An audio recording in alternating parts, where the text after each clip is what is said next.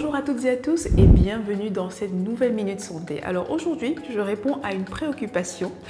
Docteur, durant les rapports sexuels, mon vagin fait des bruits bizarres et ça me gêne. Qu'est-ce que c'est et comment y remédier? Alors déjà, merci beaucoup pour la question. Et si vous aussi vous avez des questions au sujet de votre vie intime et sexuelle et vous me regardez derrière votre écran, vous pouvez me laisser vos questions en commentaire. Peut-être que je les sélectionnerai pour faire des thématiques de vidéos.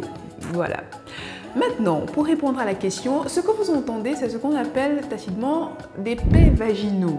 Alors, qu'est-ce que c'est que des pets vaginaux? C'est de l'air qui va rentrer à l'intérieur du vagin durant le rapport sexuel, dans le cas qui nous occupe en l'occurrence aujourd'hui, rentrer à l'intérieur du vagin et ressortir par l'orifice vaginal parce que fatalement, il n'a pas d'autre issue.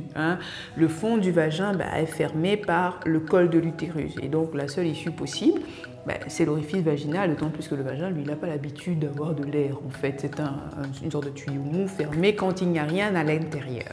Comment est-ce que cela est possible? Sachez simplement que durant l'excitation au moment du rapport sexuel, le tiers inférieur du vagin, c'est-à-dire notamment pratiquement à l'entrée du vagin, le tiers inférieur du vagin va se dilater. Et c'est à ce moment-là que le coït va pouvoir être possible. Donc, quand il y a un coït, quand il y a une pénétration qui se fait, elle va s'accompagner d'une entrée d'air. Et donc, l'air qui arrive, il est coincé, fatalement, il va ressortir et ça va générer plus ou moins de bruit.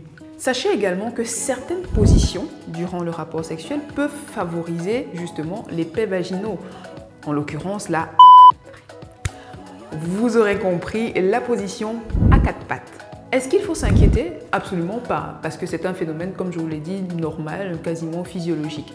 Maintenant, si ça vous gêne tant que ça, il est possible éventuellement de faire de la rééducation périnéale, mais personnellement, je ne suis pas tout à fait convaincue. Je ne pense pas que c'est quelque chose qui vous aidera sur le long terme. Par contre, ce que vous pouvez très bien faire, c'est décider d'en rigoler avec votre partenaire.